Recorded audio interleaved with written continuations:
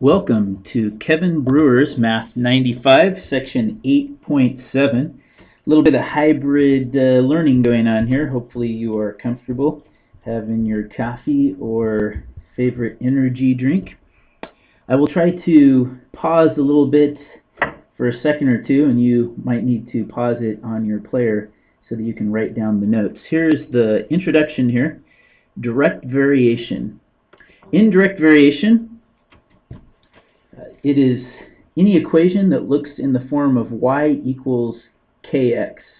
We say that y varies directly as x. Whichever letter comes first, y, is going to be before the equal sign.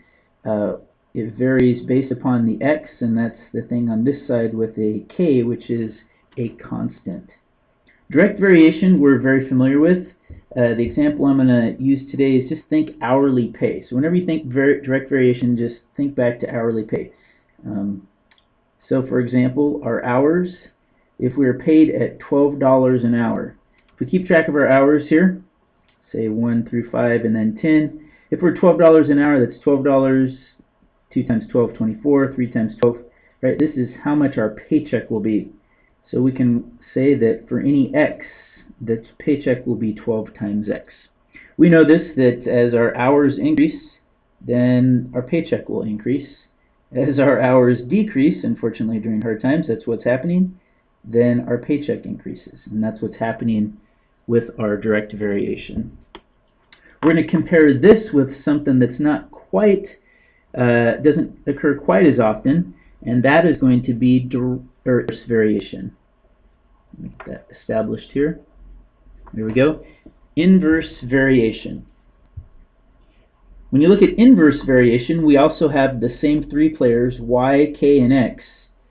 Our y varies inversely as x, so our y in this case is still on the left by itself, but the difference is over here. Instead of k being multiplied by x, k is being divided by x. When this happens, this is a scenario, just think of the lottery. For example, if you were to share a jackpot, a $12 million jackpot, with different groups of people, and some people will do this. In fact, if you'd like to include me, if you're guaranteed of winning, I will definitely go in halves with you. If it's just you, and you don't share, then you're going to get $12 million. Right? If there's two of you, then each person gets $6 million. Three people get $4 million each, so on and so forth.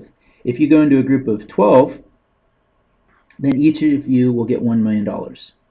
So for any input x, we're going to take that $12 million and just divide it by the x, right? That's what inverse variation is talking about. So y varies inversely as x is in this form. So the two things that we have are direct variation, which would be like our hourly paycheck, and inverse variation, which would be like winning the lottery.